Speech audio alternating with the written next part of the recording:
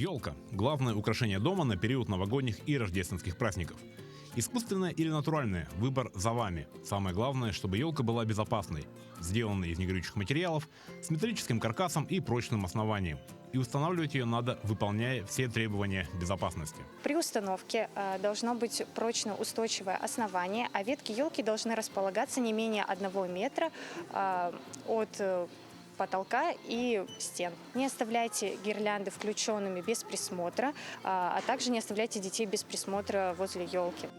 Ни в коем случае не стоит применять при украшении елки бумагу, вату, марлю и другие легко воспламеняемые материалы, а также устанавливать на главный символ праздника и рядом с ним свечи и бенгальские огни.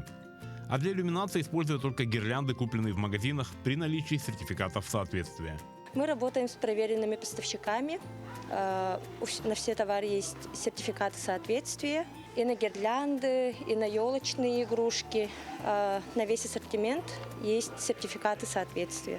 Мы заботимся о безопасности наших покупателей. Соблюдайте эти несложные правила, и тогда новогодняя елка принесет в ваш дом только праздничное настроение и не доставит вам неприятные хлопоты. Александр Хавренко, Семен Семенов, Якутск.